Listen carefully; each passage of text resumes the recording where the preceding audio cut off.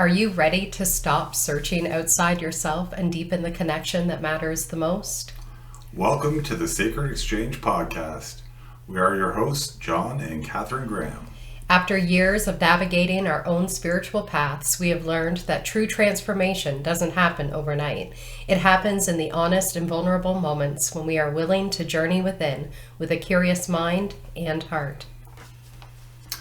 Every week, we invite you to journey with us as we share our spiritual ahas, our raw truth, and deepen our understanding of the human experience. This is a space of vulnerability and healing, where souls meet, hearts transform, and love leads the way. Hello, everybody, and welcome to another episode of the Sacred Exchange. This week, we've had a lot coming up around fine-tuning, so I think that's what our topic's going to be today. Yeah, I mean, last week we talked about witnessing and observing, and the week before we talked about the rebel and all those things that come up. But as we journeyed throughout the week, we realized, we were doing this without even knowing we were doing this. And it does really apply to life just in general. What we were doing was we were fine-tuning things, right? Yeah. So we were on different paths, doing different things, but ever so slightly making these little adjustments or change in perspectives or whatever, and then just kind of seeing how that went. Yes. And when we say that we're on a different path, but it's like the same path, for you, it was about making these fine adjustment or fine tunings to your bike to get the best performance out of your bike. And it was like, I just have to shift this little thing here, or this little thing here, or whatever. And then I'm going through the same process with my book, where I'm fine-tuning this little bit here and this little bit here to try and bring more light into the book. Yeah, and it just kind of dawned on me, and I kind of brought it home, was that, this is what we've been doing in the last while, is, making these changes, making these adjustments just in life, not just with the bike or with the book or with whatever, and then kind of just fine-tuning them a little more. Mm-hmm. And one thing that I realized was that, you can make these changes, and sometimes, you make changes in life and they don't stick, or you make changes and it's not quite what you wanted or expected, and but you still have to keep trying, right? Yeah. You still have to keep, it's not a defeat, it's not a loss. It's, I tried this, now I'm going to try something else. Yeah. And I tried this, now I'm going to try something else. And I think, that's just kind of where, I think it's a great process. And I think people get frustrated. I know, myself included, you get frustrated. It's like, I did this and nothing works. And this doesn't work and that doesn't work. And you hear that, like, a lot of people get defeated really quick. Yeah. With, I made this change. Why isn't everything better? Why isn't everything magically in sync and 100% perfect? And just that's something that I hear a lot from people, and I know I used to experience it a lot too, where it's like, I meditated for 3 days, but chaos is still happening around me. And I think a lot of times we do these kind of internal changes or these little personal shifts in our own life as to how we're going to show up or how we're healing ourselves. And we do expect immediate results in the external. And from my experience, receiving those results in the external is from a ton of little fine-tune adjustments that I do within myself for a very long period of time. Like, it's not like you can just show up one day and then forget the other 6 days of the week and expect a complete result from that one day that you did show up in this new way. It really is, you have to develop a habit of whatever it is you're fine-tuning in order to be able to see the big shifts that you want to see. Yeah, and I agree, and not to give up on those, right?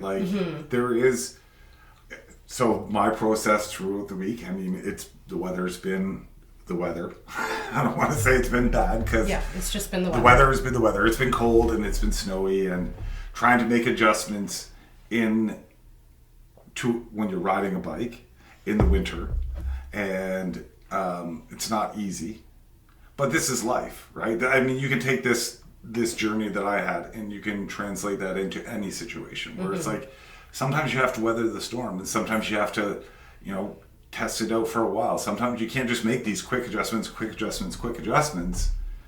and you have to make an adjustment, see how it plays out, ride for a little bit. Is it better? Nope. And sometimes you may over adjust. Right? You make an over adjustment, it's like, oh, well, now this is worse.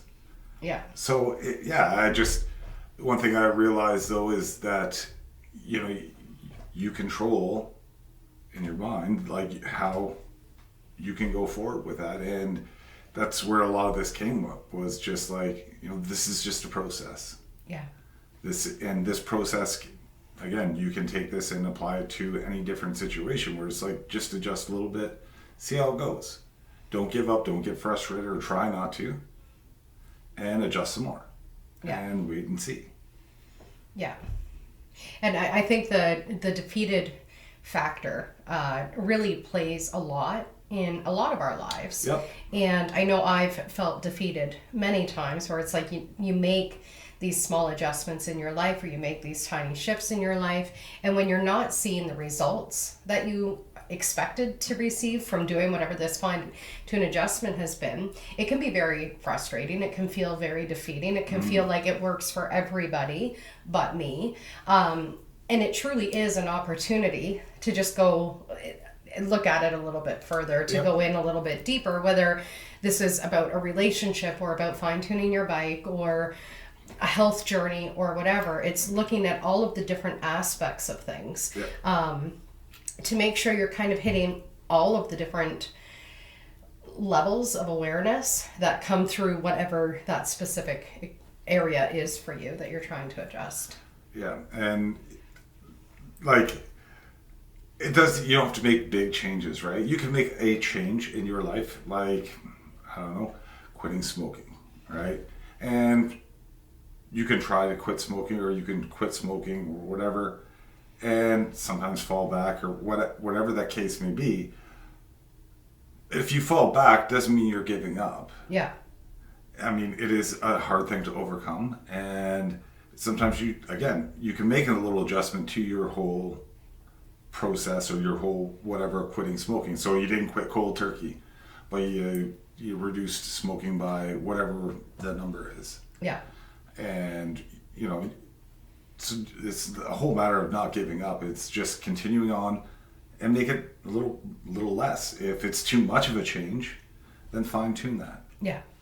Yeah, absolutely. Absolutely. And to be able to kind of witness yourself, like put that mirror up in front of yourself and really look at, using the example of smoking, really look at what is causing me to reach for a cigarette, or what is the emotion that's coming up, or what is, the story that I've been telling myself about this. And you can apply this to all different adjustments that you're making in your life, that it's not just an action that a person takes, it's a mindset. Oh, yes. It's an emotional awareness. Yes. It's a self-awareness. And sometimes you have to also look at, what was your upbringing, and what lessons did you learn from that, and what was the ancestral story that could also be tied into that, right? Like, there's so many different mirrors that are going to show you different aspects of yourself that you can look at. And it's a very interesting one, because if you have an indoctrinated opinion or whatever, or position on something, and you're in a situation and witnessing that, is this mine? Yeah. Where did this come from? Where did this position come from? Yeah. And then going, okay, and then kind of releasing it.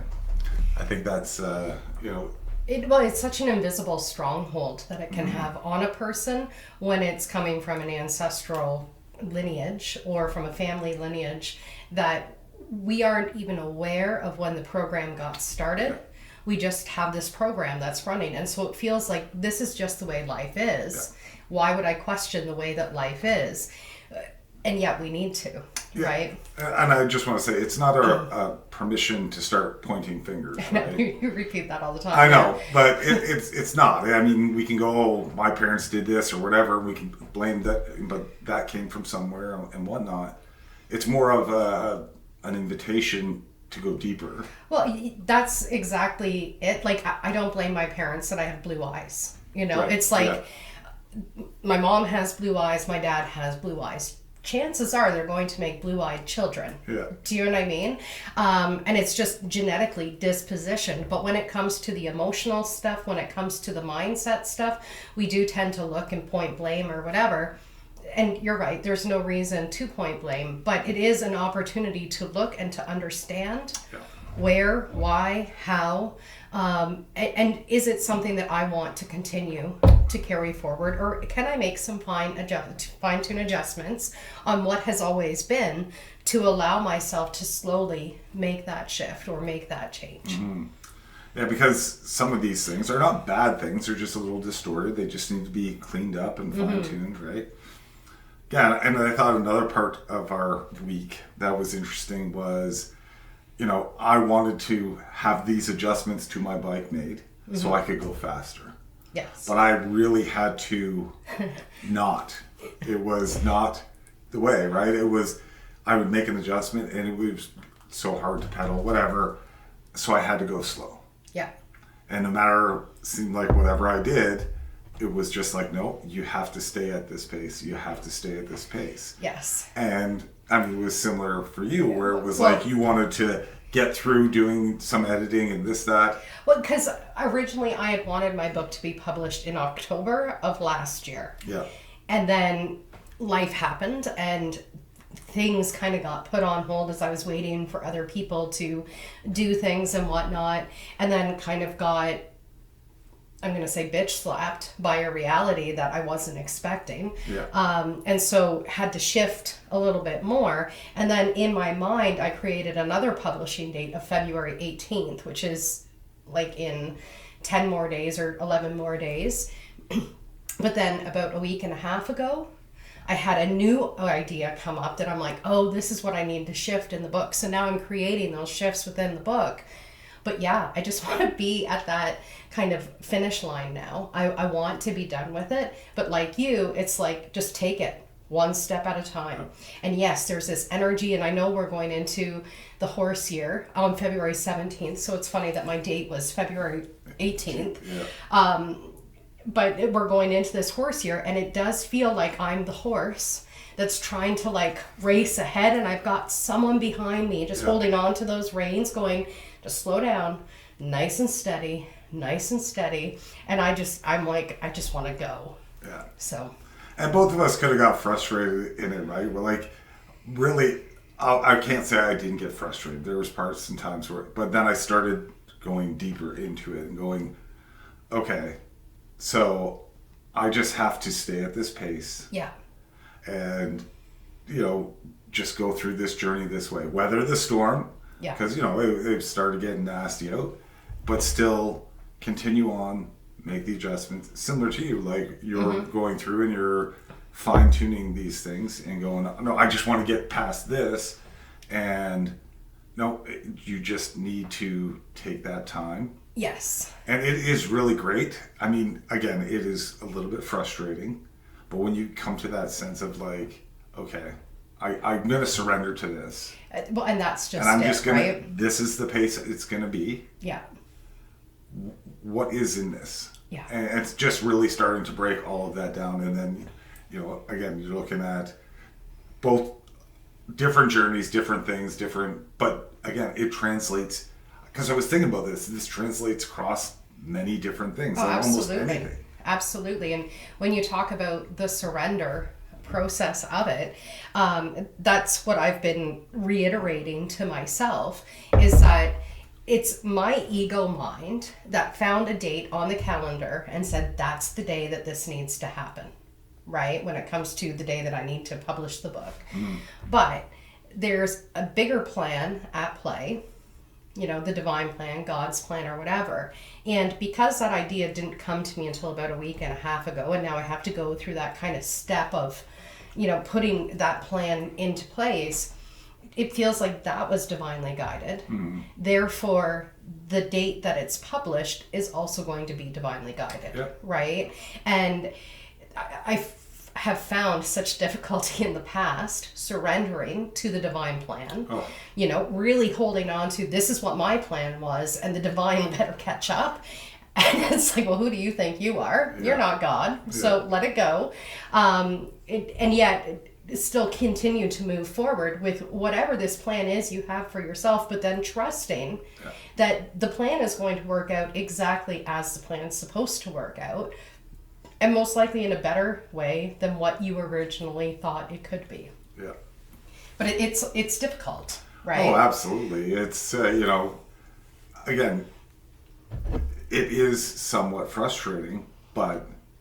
But I think it's just only frustrating because, again, we are kind of attaching to our egoic idea or our identification with who we are as being that much more important. This bike ride should be easy because, well, why? You know, fill in the blank as to why should it be easier for you than what it would be anybody else that's riding a bike in the wintertime. True enough. You know, why should my book writing process go in a complete linear process when there's tons of authors who, you know, have had their books redacted, they've had to not be able to publish their books. You can look at like writers' strikes, actors who have been held back because of writers' like there's so many scenarios where people don't just get what they want handed to them when they want it handed to them.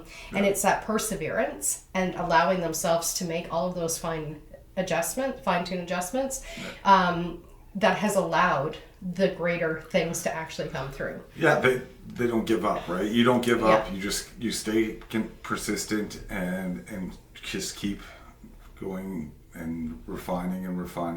And what I was going to say was that, you know, you can get frustrated, but what are you going to do with that? What, you know, for me, I could like get mad, kick my bike or whatever, and be angry at the world because I made these decisions. Or what, you know, to what avail? Like, what does it serve you?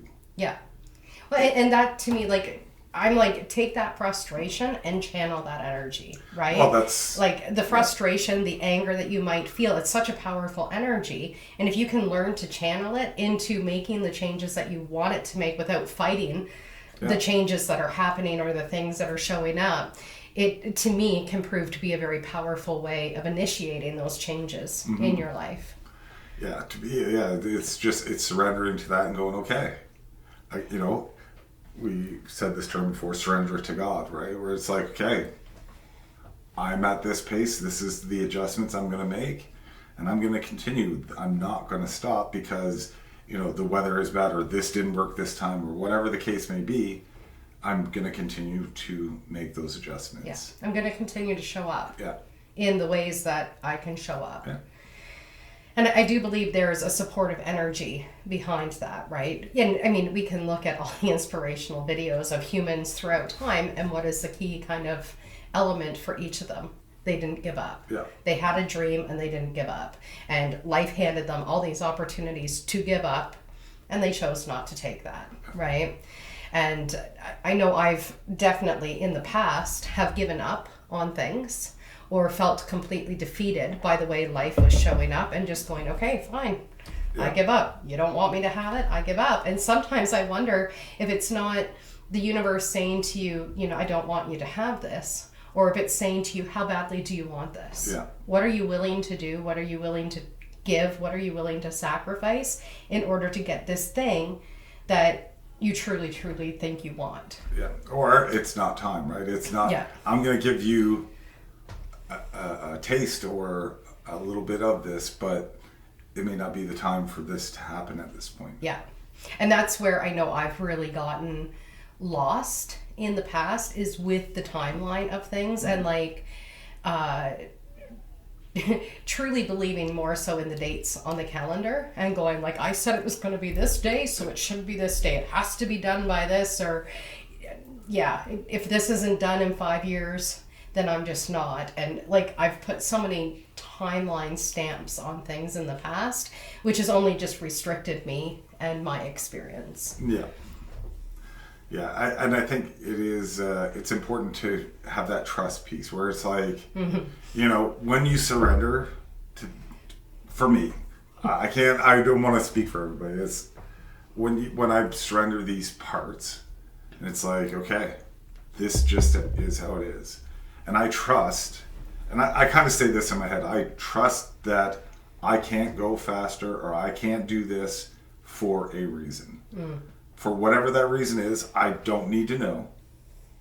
I just have to trust that there is a purpose in what is happening right now. Yeah. And whether it's a nice sunny day or a cold day or whatever the case may be, or it's raining or, Very something else happens, yeah. then to me, I just find it been more beneficial for me to just trust that there's a reasoning behind it versus get upset about it, try to control it, try to change the narrative, try to force these things. It's like, okay, just kind of go with the flow and trust that it's for the right reasons. Yeah, absolutely. I would agree. In my learning to surrender, here's the thing. I was terrified of surrendering. Like, I was truly terrified of it, because to me, surrendering felt like a complete letting go, and that my life was going to go completely awry if I was to just surrender and let it go. But since learning how to surrender and let it go, it's like life became a little bit more effortless. Yep. And the fear that I had was really about letting go of that control, thinking that I even had control in the first place. And all I was shown over and over again was situations that were telling me, you don't have any control at all. You can have a timeline figured out. You can have a map figured out. You can do a step-by-step plan. It doesn't actually mean anything because life is going to life the way life does. Yeah. I agree. And I'm going to say, but. Okay. I don't want people to think that, we're just going through life and not making decisions or not. I mean, what we're talking about is making decisions and then doing that fine adjustment is that you're not setting an expectation because I made this decision to do this and it didn't go this way, so I'm going to adjust that. Right? And for myself, and I just had this awareness come in, I'm going to say in like the beginnings of 2024, where, because I used to make vision boards and have like almost step-by-step process of the things that I wanted to bring into my life. And it was very focused on like material things or travels or whatever. And around the 2024 kind of time period when I started walking on the edges of my love, it came to me that a vision board would actually be something that I could look at and remember what my purpose is, right? And so my vision board became, what is the long-term goal that you're focusing on? Because in that, it allows the universe or God, whatever you want to call it, to show up and guide you on that path while you're continuing to hold on to that vision, which allows me to have ideas, to make kind of plans. But in those kind of plans, it's also allowing me, they're over there now. It's also allowing me to accept change when change is coming, accept a different path that might be there that I didn't necessarily see before. Yeah, and we do create vision boards. The one that still amazes me is the one from not last year, the year before. Yeah, the hawk. Where we didn't pay a whole lot of attention. Like, we made the vision boards, we held these intentions, but then kind of just let it go, right? Like, we just walked away. And then after the year, whatever, we were going to make vision boards again, or whatever the case was, we looked at it, and there were so many things that had happened that we didn't, plan to happen. Yes. Or, to the point where there's pictures that were identical to pictures that I took on my phone of things that there wasn't, I looked at the board and went, oh, I'm going to go and take a picture of this because it looks the same. Yeah. It just happened that way, right? Yeah. Well, and that's the beauty of the vision boards is subconsciously our mind starts to attract in the things that we put on our board, and even though we're not necessarily looking at it every day, our subconscious mind can focus on it and take in all that information without us even realizing that we're taking in that information. So then it does start to manifest in our lives. That probably helped reinforce that trust and surrender for me, where it's like, yeah, I just looked at this and went, this was going to happen no matter what. Yeah. Because it did happen. Yes. And that's all. So I will still continue on, and I will still make decisions and make adjustments and review things and all that kind of stuff. But trust that there's a plan. Trust that everything is in purpose. And it sounds, it's so hard because when you have things that are happening like cold weather or whatever, it's like, no, this is not what I want. But still kind of think about it like there's a reason for it. Yeah. Yeah. Don't get mad about it, or try not to get mad. Yeah, and it's interesting too, because if you take something that's a little bit more harder to process than bad weather, okay? Because bad weather is such an easy example to be like, just don't get mad about it. But when life happens and perhaps you lose a loved one, right? There's so much conversation out there, like, do not say to people, everything happens for a reason, they're in a better place now, and la-di-da-di-da, which I get, right? The person's in grief, they don't want to hear that this all happened for a reason, and yet it's a universal truth, right? And it's so hard to accept that when you are going through deep grief and deep traumatic kind of life experiences, to understand that there is still a divine plan at play, and to allow yourself to truly surrender to that divine plan, because it's almost like it's a divine plan if everything is just like golden roads and sunshine and abundance is coming in and this is exactly what the universe wants for me. Doesn't feel like such a divine plan when you lose a job, you lose your house, you lose your girlfriend, and your dog dies. Like, it's like, how can everything be stripped away all at once? And this be with a purpose, right? Yes, and this still be a part of a divine plan. And yet, it is. Yeah. Even if our minds can't comprehend it, even if, it's devastating. Mm-hmm. It is absolutely devastating. But it's still a part of the divine plan. Yeah. Because the thing is that I've started to learn to recognize is that all of these kind of attachments that we have, whether it's the people we love or the pets that we love or the job that we go to every day, they're all part of that kind of illusion, right? Yeah, it's good because this is where I wanted to go to next is the thing that we don't really consider is that everybody has their plan or their life that they're living, right? Yeah. And we are at one point and will be again all one. Those parts have to play off each other because we are all one consciousness, one whatever. So we're all playing out these little parts and all these little things, and sometimes your parts play off my parts, and friends' parts and work colleague parts, and whatever the case may be.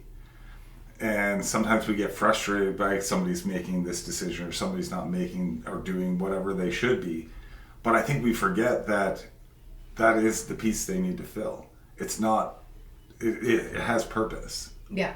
Right? Regardless if we approve of it or not.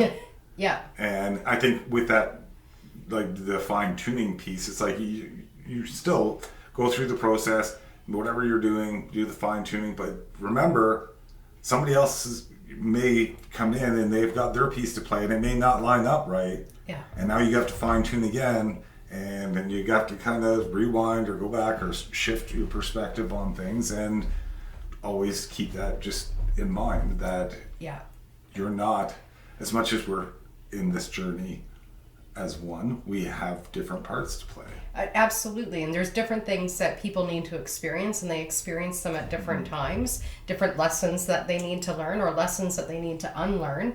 And I do find it quite amusing, and I know I've done this so many times in my life where I'm like, what they should be doing is A, B, C, D, E, F, G, right? Like I've got this great plan for everybody else's life as to how they should live it out. And it goes into that idea of who do you think you are? Right? That you think this is best for them, and perhaps it is a better choice for this person, but for whatever reason, they can't see it right now. Yeah. or they don't believe in themselves right now. And your job is not to go, this is what you should be doing. It's kind of like yelling at a TV character, in a horror movie. It's like, don't run up the stairs. But it's already been preset. Yeah. This is exactly what they're going to do, not because it's the right choice, if we can call it a right choice or a wrong choice, but this is simply the choice that was made because the actual destiny of this character on the horror film is going to be this, right? They needed to run up the stairs so this part could play out. But when it comes to other people and how they're living their lives, there's a few different things that I've learned over the years. And one is that I have a tendency to be able to see the highest potential for people. Right? And so sometimes I'm reading their chapter 12 and they're still living their chapter 1, right? And I'm like, yeah, but look at chapter 12. And so I can't get them to jump to chapter 12. Yeah. There's, a bunch of chapters in between where there's going to be a lot of things that they experience and lessons that they learn to get to chapter 12. And I used to think, well, I've got to just stop believing in people's potential, right? Because otherwise I'm just going to be disappointed. And then I had the thought, if I don't believe in their potential, how could they ever know that their potential is even there? And it's not that I have to say to them, this is your potential and you need to reach it, but to just have that absolute trust in someone and that absolute belief in someone before they even believe in themselves or even know themselves what their own potential is. Because if you can hold it for them, then it gives them kind of a roadmap to it.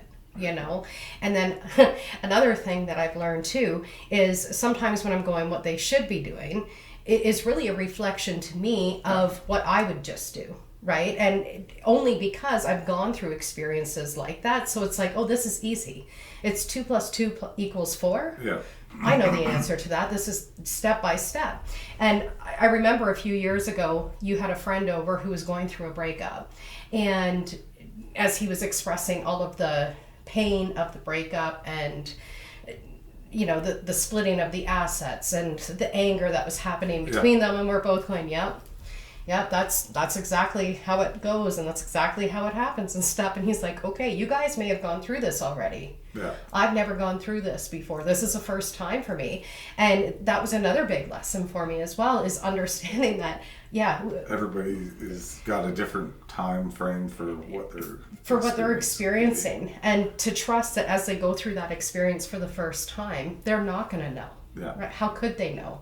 I didn't know about and it's showing compassion for that too, right? It's kind of stopping yourself from doing the I know or I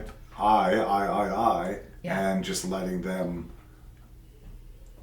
get out what they need to get out. And that's another thing that I think is interesting is you and I have this tendency to always be faster or want to go faster, right? Yes. Like I have have many ideas about work and things, and it's like I'm 10 steps ahead of this, but I have to wait.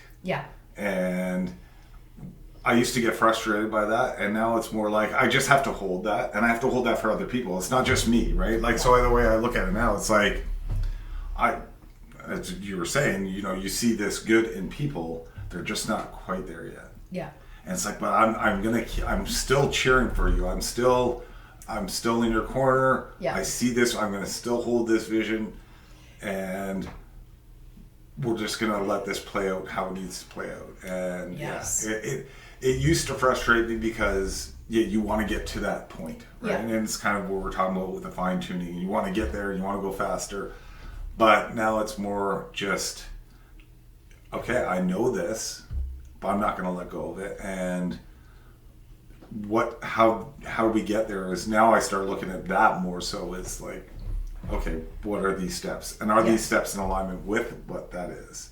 Or how that person, where I see that person or, think they could be in their life. Absolutely.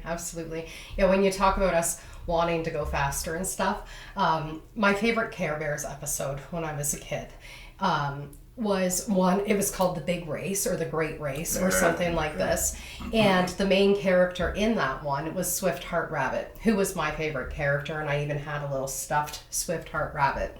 And Swift Heart's Rabbit's kind of big lesson was about him just thinking that he could just, run as fast as he could through this race. And he ended up like holding himself back for like 3/4 of the race. Everybody else is like running it and stuff, and he's like, yeah, I believe in my fastness so much, so it doesn't matter. And then there's this elephant, and I don't remember what her name is, but she's like kind of a slow kind of runner or whatever, and she's like, slow and steady wins the race, slow and steady wins the race. And then she's racing against Beastly, the bad guy. And Beastly's like setting all these traps and whatnot for all the Care Bears and stuff. And she doesn't get bothered by any of them. I know it's a step-by-step process of a Care Bears episode. But she doesn't get bothered by any of the traps because she's just doing like this slow and steady wins the race. And then finally Swift Heart Rabbit starts running, and he's like super, super fast, and he's just go, go, go, go, go. And he ends up getting caught up on a thorn, and the elephant ends up winning by just a little bit of her trunk at the end. But it has always made me giggle because I always have been, let me rush through life. Let me race through life as much as possible. And it's only been in the past couple of years that I've learned to actually slow down and allow myself to take it, slow and steady wins the race and whatever. Where I think I was kind of guided by Swift Heart Rabbit way back then, where it was like, yeah, I just want to get, to The destination. Whatever the destination was, and it was constantly changing. So I was constantly rush. And I do still, I have this desire, or I would call you an innovator. Like, you're able to see any problem and future problems that are coming and innovate ideas for problems that other people haven't even seen as existing yet. You're an innovator, where I find myself more of a pioneer, where I'm having different thoughts and understandings about the world around me. Mm-hmm. And when I give those thoughts to people, sometimes they're like, what? And then it's like 5 years later and they're like, I got what you were saying now, right? Yeah. And my problem with that, and I don't know if you've experienced difficulties with being the kind of innovator and seeing these problems and stuff, but in being the pioneer and seeing things prior to other people seeing them, or speaking things prior to other people being able to understand it, it has made me doubt myself and doubt, is this even real? And if I hear someone else say it, then I'm like, all right, that's exactly what I'm talking about. And it's been learning to trust that pioneering thought that, no, you're a thought leader, go with it. Yeah, there was times in the past for sure where it's like, okay, maybe I am off base. Maybe this, maybe I'm wrong. But I still held that there, whatever that was. It was like, no, I still think there's something here. So, don't let go of it and adjust. And maybe take a little piece of this and a little piece of this, and again, it goes kind of back to that fine tuning of things where it's like, still hold on to that long term thing, but okay, this isn't quite ready. It's like baking a cake, right? It's like, you got to have all the right ingredients. You got to take the time. And another thing that, while you were going through the Care Bear episode, and we've talked about this too before, is that, it's that destination focus. Yeah. It's the end goal focus, and we don't pay enough attention to the journey, and before you know it, we're on to another plane, and we haven't really witnessed our own lives. And I think it's important I think that's the lesson for us, is just that slow down and enjoy the journey. Yeah. Keep that destination, keep that focus in mind. Yeah, well, it's like, don't race to the end, because the end literally means you're dying. Do you know what I mean? So enjoy each day as you go through each day, and enjoy the journey on the way to the destination, but also don't lose vision of what the destination's going to be. Yeah, it's this week has definitely been, it's so funny because I remember saying to you, we're kind of doing the same thing, and you're like, I don't know what you're talking about. You're talking about adjusting your bike. I'm writing a book. And I was like, no. Well, and you were talking about the data entry and stuff as well that you've been doing, right? Yeah, that's another well, that's another example where it's just like, yeah, I'm reviewing the things that I've done. Yeah. And I'm making these little adjustments and I'm trying it out, see if it works. Oh, no, I got to do this.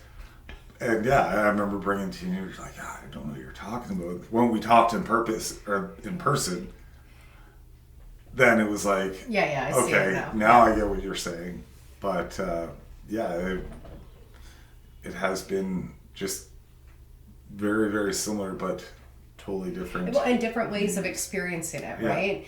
And I wish people would understand that more. That like the interconnectedness that we can all experience when we're not looking for the exact same experience, right? Like maybe you didn't buy pizza at midnight, but you bought Chinese food at midnight, and it was a very similar experience to doing those two different things, that we could focus on what's different, or we can focus on what is the underlying thing that is the same here. It's a really bad example, but it was the only thing that came to my mind. No, I agree. And that's another thing that I thought where you're going is that witnessing of people and their journeys. And once we want everybody to win, well, I think we start aligning more, right? Like you start to see more synchronicities where it's like, I want the best for you, and I want I want us as a community, as a world, to all win. Yeah. You stop doing this while trying to outdo people, and stop trying to like. And I found definitely in the last little while, and especially with us, where it's like things will just synchronize. Yeah. And you'll find out that people are having very similar situations or very similar events that are happening in their lives. Yeah. And just as you're talking about that and wanting everybody else to win, something that I've been aware of over the past couple of weeks, maybe couple of months, is people who are having like difficult relationships with someone, and they'll tell me this is the changes I want the person to make, but then almost in the same breath they're going, they'll never change. Like they've always been like this, they're always going to be like this. And I'm always very quick to kind of point out, like, you need to trust that the change can happen. Yeah. Right? Yeah. Otherwise, you're just kind of putting in a roadblock and going, this person can't change. Okay. Why would you want to create that for them or for yourself? For yourself, yeah. Absolutely. So it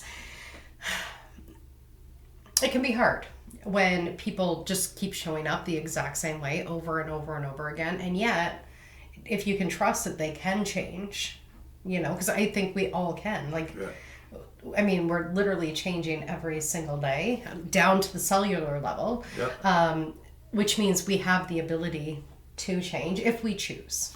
Yeah, and I mean, you know what? People can show up the same every day. Yeah. You, be you, whoever, don't have to. Yeah. And just because we see them present themselves the same way does not mean that they're not changing. Yeah. You know what I mean? Yes, because sometimes it's underneath the surface kind of changes that a person is making. Yeah, and again, it's just that fine tuning. Sometimes that internal fine tuning, it may not look like on the surface that anything is different. Yeah. But as you go and time passes, you start to see these changes. Yeah. Just because we want to see a change instantly in somebody tomorrow. Yeah. Doesn't mean it's going to happen.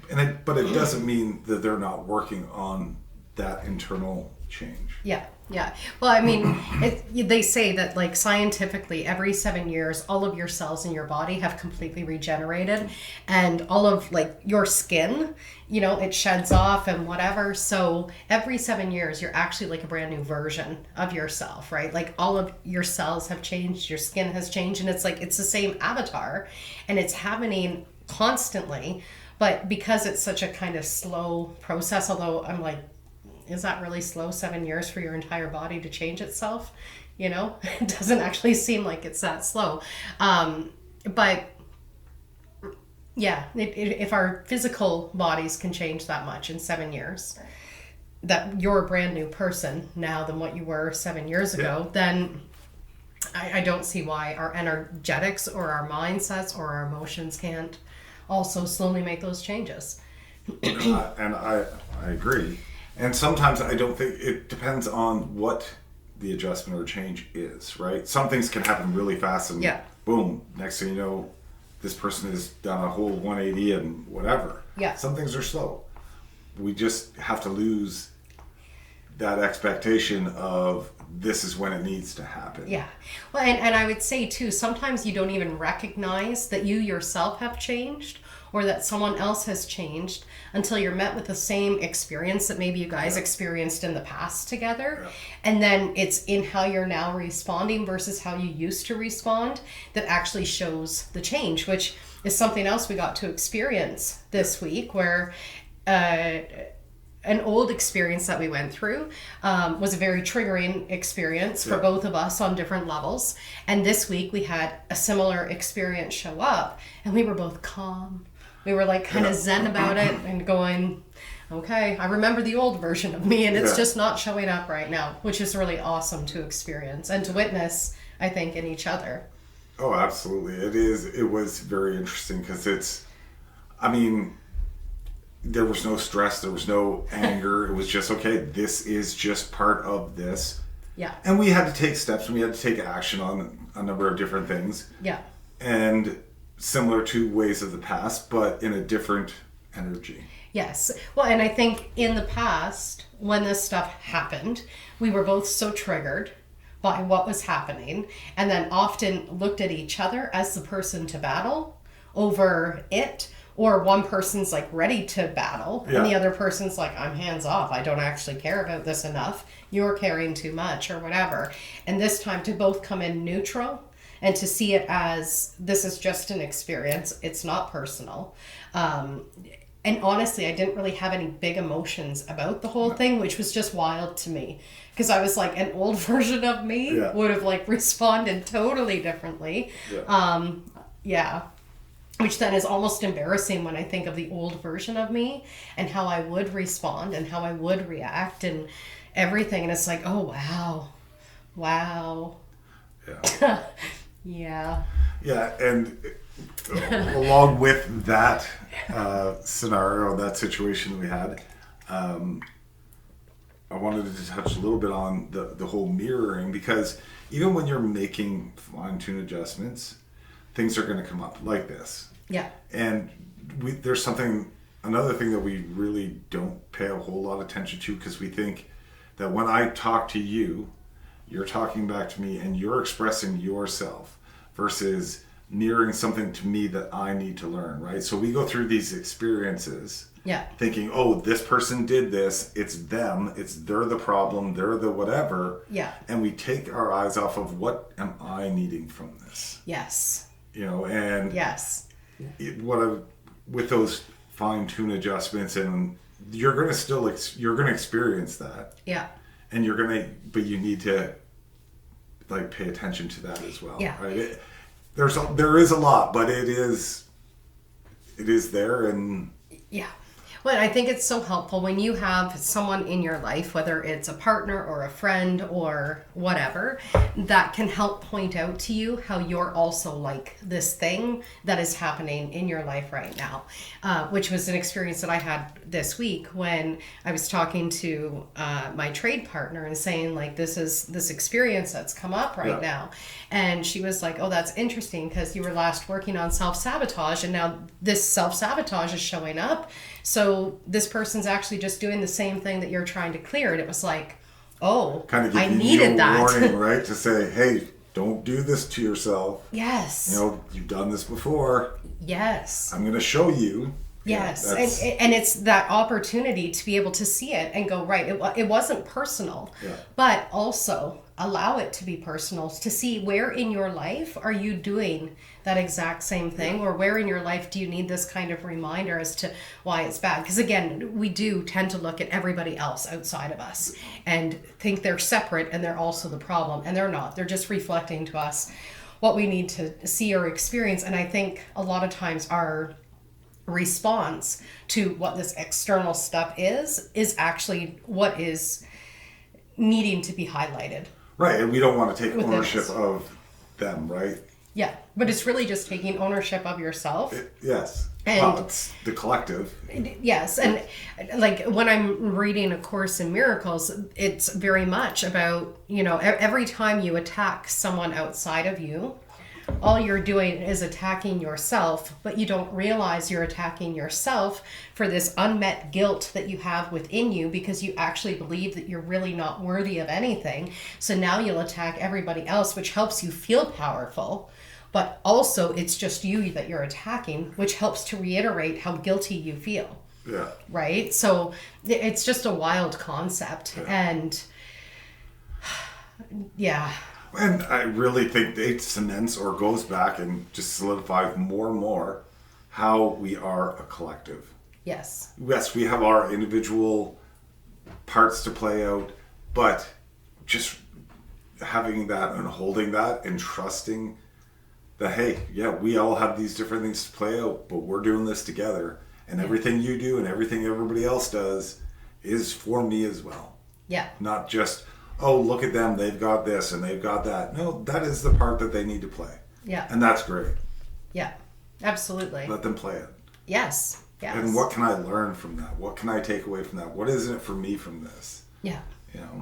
Versus, being envious or whatever the case may be. Mm-hmm. Mm-hmm. Yeah. All it is fine-tuned adjustments, right? Again, I think this is kind of like one of the other topics we talked about in just changing perspective, but this is more of like these little micro adjustments where it's like you just got to do this little bit. Yeah. And just keep doing those little bits. Yeah. Well, just try it on for size and see, how does this work for me? How does it not work for me? What resistances do I have to it? What is just kind of flowing now because of it? It's all opportunities for growth. And then I think, too, giving yourself grace for those micro adjustments and for when it doesn't work out and when maybe you make a mistake with it or you choose the wrong thing or whatever it might be, just giving yourself that grace. No one gets it perfect right off the hop. I don't know if anybody ever gets it perfect. Well, perfect is what we are, here and now is perfect. Yeah. Every moment is just perfect. Yeah. So. Yeah. Awesome. Is there anything else that you wanted to No, share? I don't think so. Like, I just, again, it is one of those things that we don't, as people, we don't go and, hey, I'm going to talk to my buddies and be like, yeah, you ever done fine-tuned adjustment, blah, blah, blah, with yourself? Yeah, I know you do with your vehicle, but, have you ever thought of just adjusting your attitude or perspective a little bit? We don't do that. So it's so interesting because as women, we do that, right? We talk about that sort of stuff constantly. And I was just watching a video on this the other day that men will tend to use sports, drinks, food, darts, something like this to interact with each other. They need a third part in order to interact, and they don't just sit and have emotional conversations. And it was saying that women, this was the only option that they had, because way back in the day, they couldn't go to school, they couldn't drive the vehicles, they couldn't go out to work. So the only thing they had was to sit and talk to each other. And so they learned to form bonds, and they learned to talk about, like, what little shifts are you making. And I could name 10 women off the top of my head that I've had conversations with about the fine-tuned adjustments that they're making in their life and what's working, what's not working, and whatnot. So it is an obvious difference to me between men and women. Yeah. It's not all men, but for the most part, I would say, it's not something, and your situation, I think, is a little bit different, but I don't think people in general are having those conversations. Okay. I'll accept your perspective. Your world is very much different than a lot of people. Fair enough. I'm just saying, like, you're not going to the bar, or you're not going to bingo and saying, hey, did you think about moving your card this way? They're just little things that I think we bypass. Yeah. And they are important. And fair enough. Whether we have the discussions or not, just knowing that that's what people are doing, and when they're living their lives, maybe they are adjusting things. And well, I think, yeah, as a human being, we all are constantly in a state of making these kind of fine-tune adjustments, or even changing up the way a room looks. Yeah. Is just a little fine-tune adjustment. Shifting the way you make a meal, or adding a little bit of spice here or whatever. They're all just these little things that I think it's a natural evolution of humans to always look for, how can I make this a little bit better? How can I do this a little bit better? Or even with our relationships, what can I do to make this relationship more solid, or be a better parent, or like... Yeah, I guess my final point would be is just encouraging people to have those discussions about the fine tuning. Hey, what worked for you? Yeah. Did this work for you? Did that work for you? Did whatever the case may be. Yeah. I'm not saying you have to dwell on it and you have to, but just remember, everybody is adjusting to whatever situation they're in. And some of that is yours and some of that is theirs. And we can all learn from it. We can all learn from each other. Absolutely. Absolutely. Alrighty, so we'd love to hear from you guys. What kind of fine-tune adjustments are you making in your life? Or where in your life do you feel like you need to make some adjustments, or would like to make some adjustments? Drop your comments below. Don't forget to like and subscribe, and we will see you next week on The Sacred Exchange. Take care, folks.